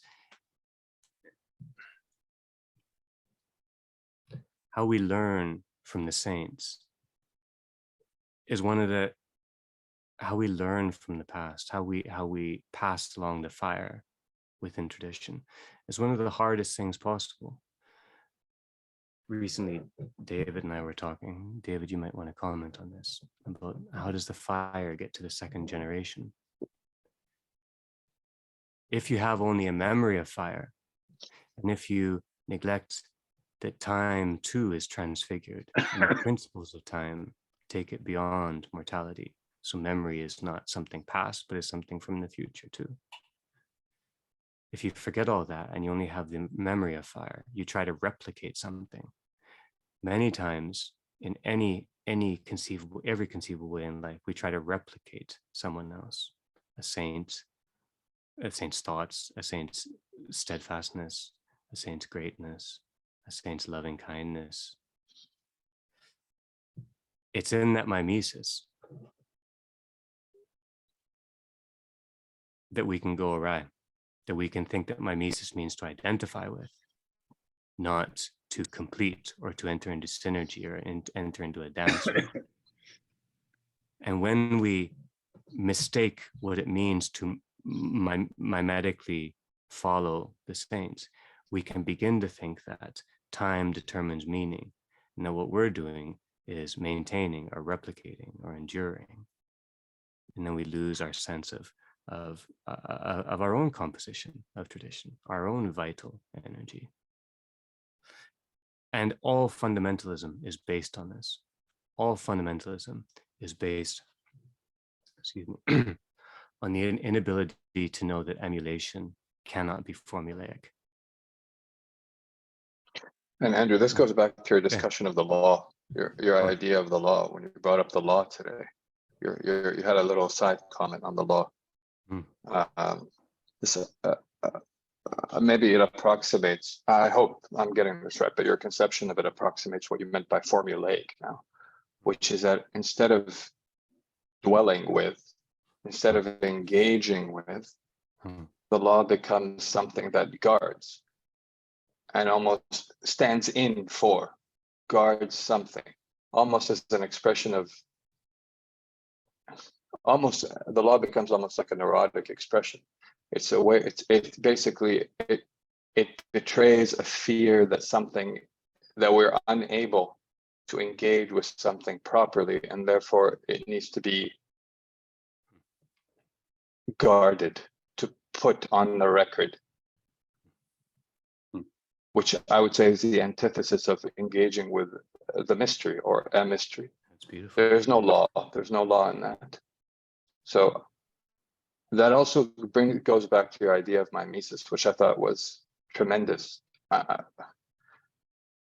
Earlier in the text, page 153, which is the beginning of Ambiguum 10, 151, sorry, which is the beginning of Ambiguum 10.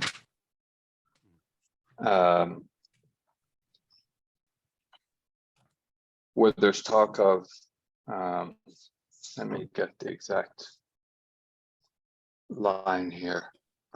When Maximus talks of virtue as a form, let me get it here exactly. It's on page 153 actually, and it's about, you read this. It's about 9 lines, 9 lines down. To be sure, it is by means of reason and contemplation that every philosophical virtue is created and sustained. And here's a section. And it is also by them that such virtue is manifested in and through the body, though not wholly, for the body cannot contain virtue, which is a form imprinted within it by divine power, but it does have certain traces of it, in part not for the benefit of virtue, and this is the key thing, I think, but so that those who are naked of its grace might come to imitate the divine form of life of those who love God, inasmuch as they cast off the deformity of vice through participation in the beautiful, and so come to be ranked with those who are worthy of God. Perhaps my reading of this passage is a little bit fraught, but it seems to me here that there is a distinction being made by the participation in the beautiful and imitation of those who have acquired the virtues from participating in the beautiful. Those two things being different. One being an imitation, the other one being something requiring more, something that requires a deeper engagement. Something that Melchizedek engages in, and the saints engage in. And in that sense, yeah, your idea that mimesis as identification becomes a misstep almost, or maybe not a misstep. That's going too far, but perhaps not the highest form of participating in the beautiful. But there's something more. There's a deeper engagement beyond mimesis. Now, the question immediately, the deeper engagement, this I mean, what you said was splendid. That's beautiful, and I'm right with you. Michael's point earlier about not layers of an onion, but presence that is infinite and simple. One of the difficulties in the language around discussing, emphasizing one's experience over another is that one can make it almost sound dualistic. That, I mean, I would give way to all of you here, but that would seem to me to be contrary to Maximus's whole ethos. So I think could we see distinction here rather than well, I don't know. I don't understand the measure to apply here. So I'll stop. But you have something there, but it's difficult to begin to say this is as compared to this. And I have no idea how to, pardon me, my friend, go on. I agree with you 100%. I actually started by saying it's a distinction, and then my language betrayed me where I said it's a deeper experience. Yeah, it's speaking about these things is difficult, but again, the Melchizedek passage suggests that participation in the beautiful and access to the uncreated is accessible, is something that is open to the human being. And therefore,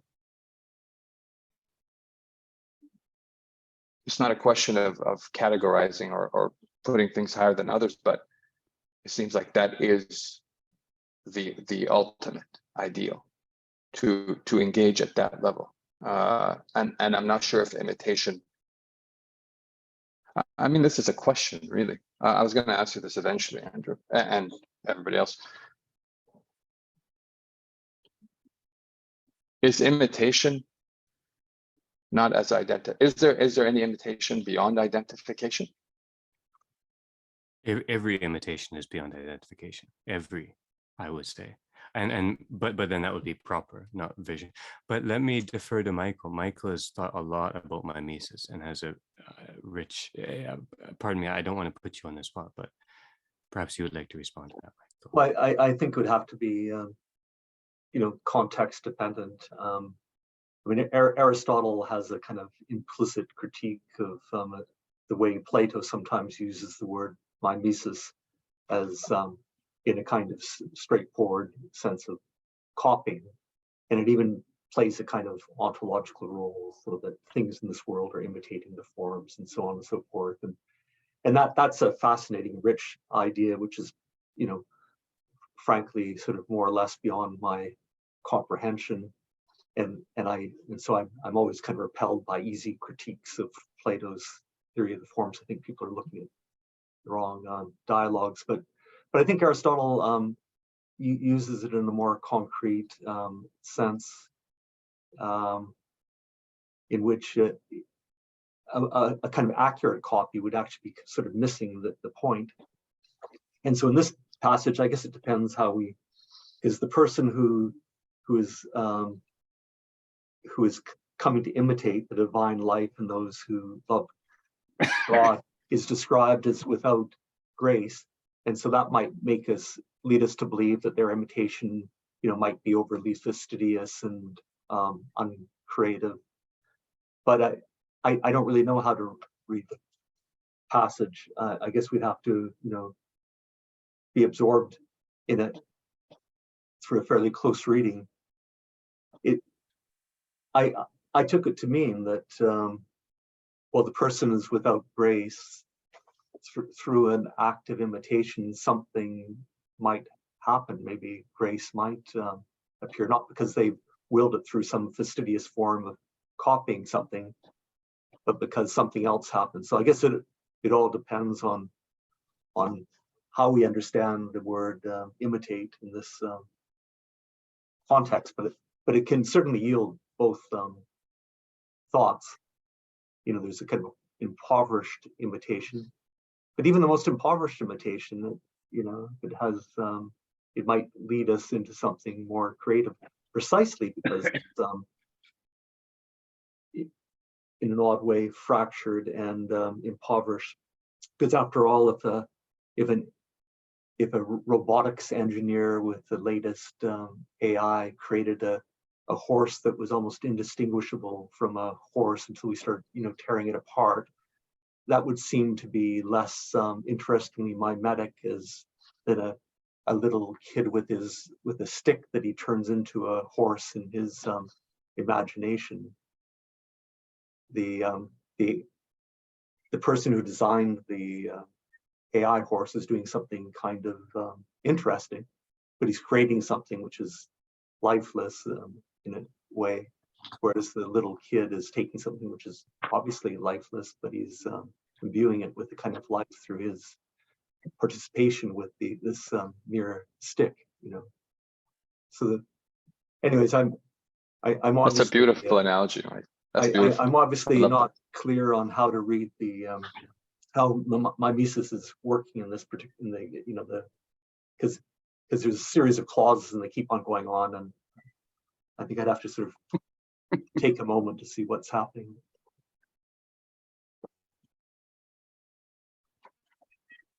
I find this matter of imitation so curious. Also, in the earlier discussion, I thought of a line in the liturgy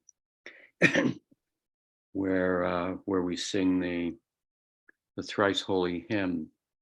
So it's considered it's a point in the liturgy when even Orthodox folks that might feel a little decrepit would usually stand up.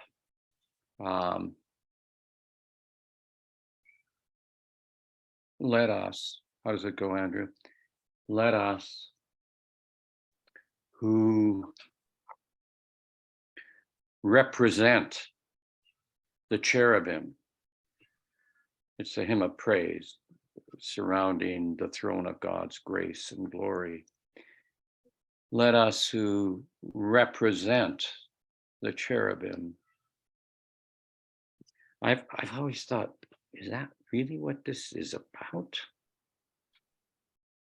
It seems to me that what we are endeavoring here is we're endeavoring to draw near to them.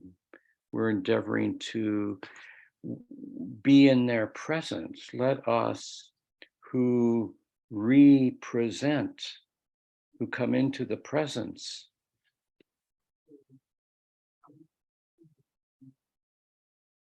So imitate.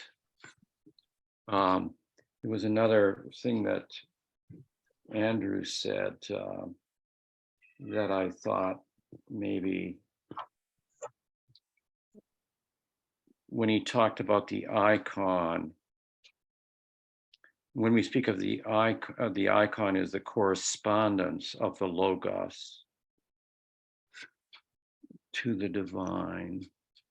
Well, I think it's a real correspondence. The icon is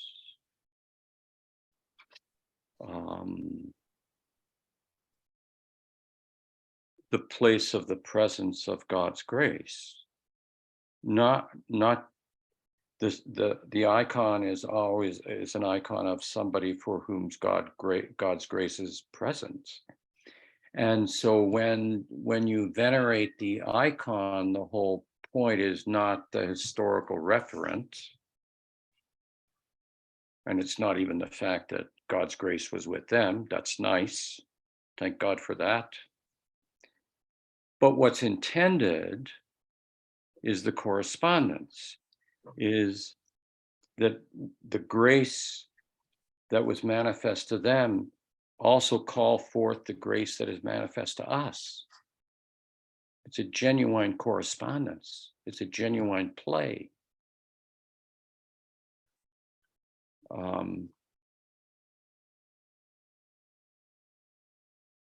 So imitate. Iconographers imitate other icons. They always love to say they never do any original work. And there's an old thing about how icons aren't painted, they're written, whatever that might mean. You're supposed to hear the word of the icon, I guess. But a child learning to play the violin, the teacher has them imitate what they're doing. Scales. Just imitate me, Timmy. Just imitate me. Just do it like I do it. So they imitate, and they imitate, and they imitate, and they imitate, and they imitate. And then maybe a day comes.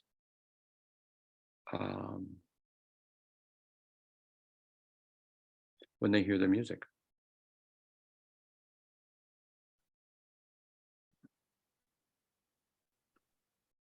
And everybody who hears the music hears it in their particularity. Nobody just hears the music. They hear their music. They hear it out of their being. And, you know, the Melchizedek reflection here is so provocative in so many ways. But my sense is that the thing about Melchizedek, it's a curious figure in so many ways. Because it's so ancient on the one hand. And it says in Maximus that Melchizedek learned through, not by, but through his experience, deemed worthy to transcend time and nature, to become like the Son of God, indeed to be Christ. So this has been a problem in the church because the church is often taught about being, you know, the imitation of Christ. But for anybody, if you were to imitate Christ, then you have to become who you are, not something else, not a replica, not a copy. The only way you can imitate Christ is becoming present to another human being in communion out of whatever you are and out of whatever is given. And so we show in the church, it's often to have the icon of Melchizedek at the altar offering bread and wine, which is so interesting. It's often in the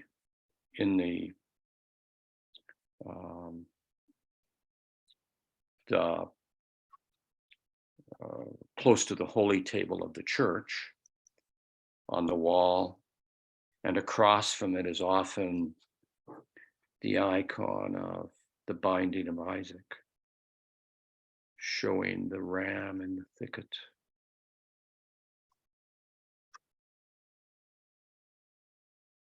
So you have Melchizedek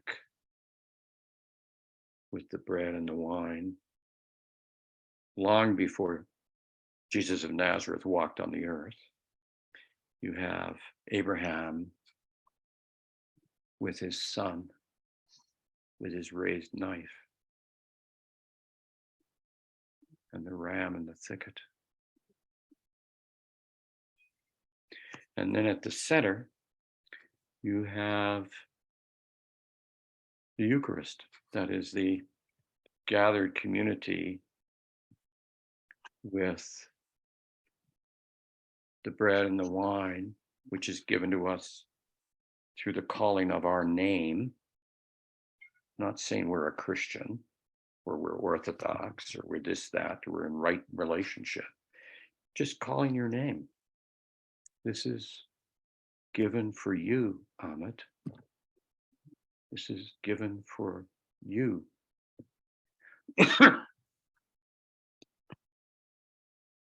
And behind it all, often, is the mystical supper, where you see Jesus Christ sometimes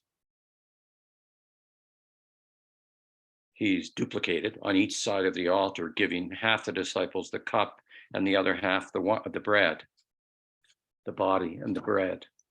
So you have this constellation of forms of the presence of communion, forms of the offering of communion, forms of the opening to communion.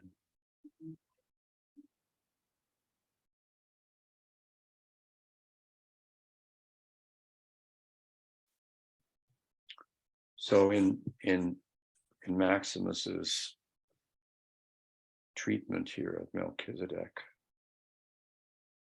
he says, as you recall, that Melchizedek became like the Son of God, having acquired the divine likeness. The divine likeness is always particular. It's always pulling forth what's there in the particular person. And the notion of archetype is the notion of, it's a curious term, because it's a notion of the archetype's particular, the incarnation's particular. Everyone, every human being is the incarnation. They just don't know it. Every human being is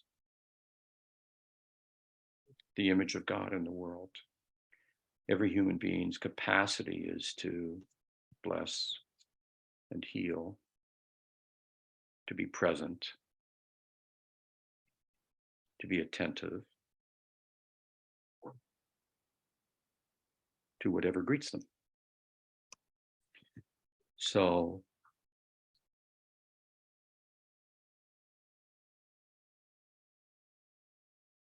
imitation is not to become like something else. It's to be reconstituted. It's to come into your own, to be who you are, to be born again, not born again simply because we so often live according to our image of ourselves. And that has to die.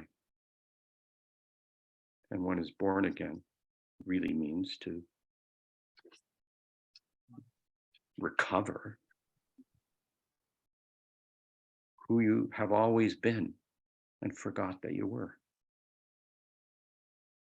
But that is a mystery too. So it's not as if you can have an image of it.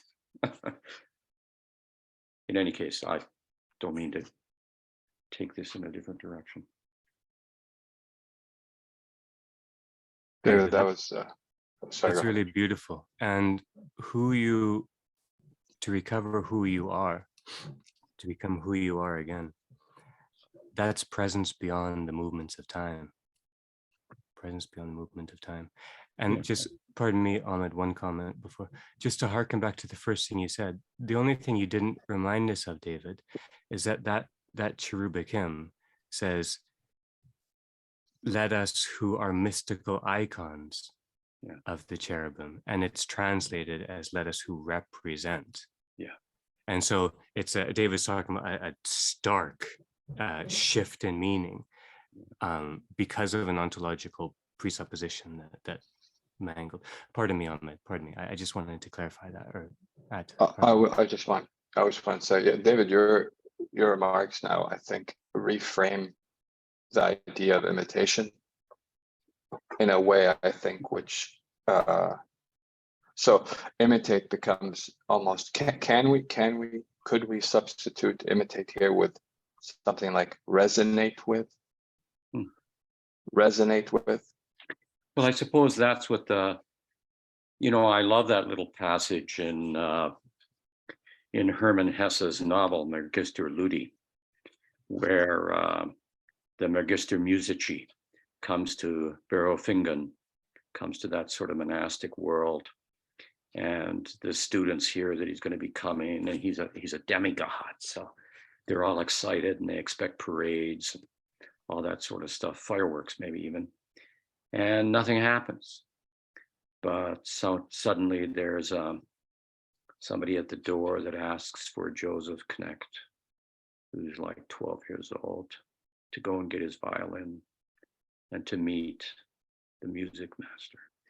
And I mean, that scene is just an amazing scene of,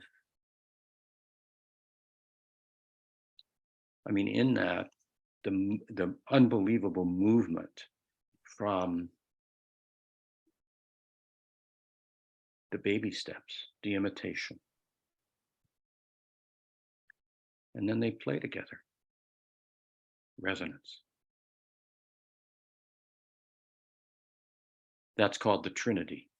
I mean, we have a great metaphor for it in Christianity. We call it the Trinity. It's the great metaphor of resonance and of the play of all that we can know of reality in all of its places. It's this, I mean, people turn the Trinity into doctrines and stuff like that, try to make ontological arguments for it and stuff like that. But it's a marvelous metaphor for the play of divine delight in creativity and embodiment, in the breath of things, in the dance of presence. But it's always the dance of presence.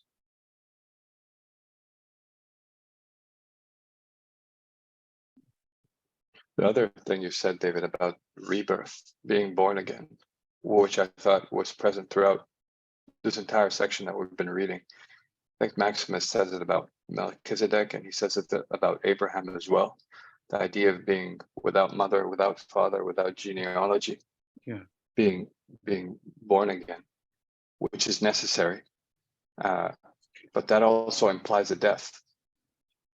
That implies a death. And this has always been something that I've had to wrestle with, which is whenever one reads or enters into this kind of spiritual terrain, there's a lot of joy, but there's quite a bit of peeling of the skin, self-flaying. One has to flay the self, as it were. And there's pain, and one must go through that pain. You have to flay yourself, not in the sense of a self-flagellation but there is death, and one has to walk through that. In the most vividly in the baptism ritual of the church, that's a death ritual. We are baptized not into Christ's life, we're baptized into Christ's death. And we're buried.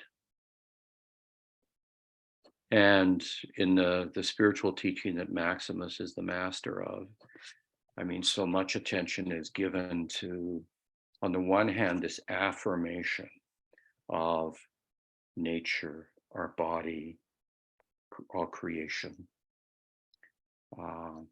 as the energy of God. But then so much attention is given to how have we lost it? How do we come to the place where we're not present to it, but we're just projecting on it? And the projecting on it is out of our passions. So a word that's often used in the spiritual literature is stripping. You said flaying, stripping. The stripping of the mind and the heart, the stripping of our memory and our imagination. That is the whole process. I mean, my sense is that in the Christian East, 95% of the spiritual life is about letting go, giving up.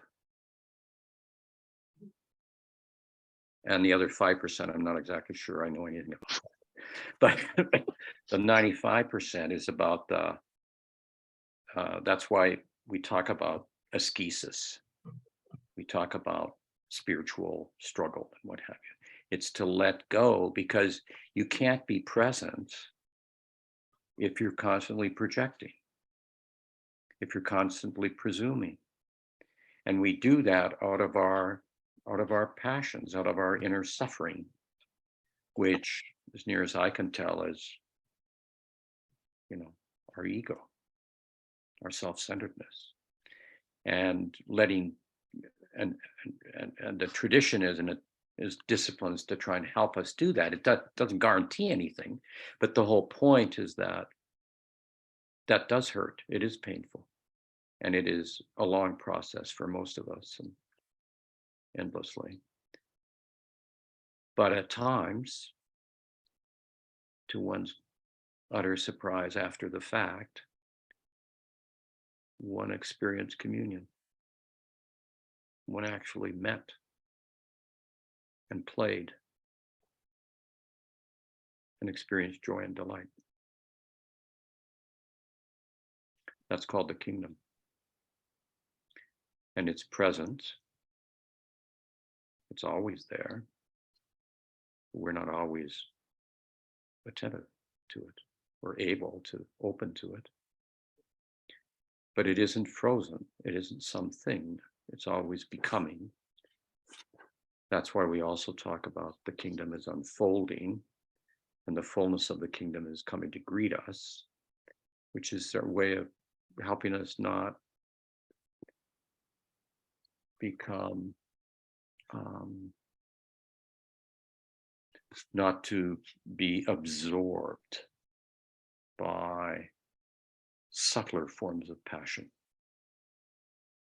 which can mimic communion.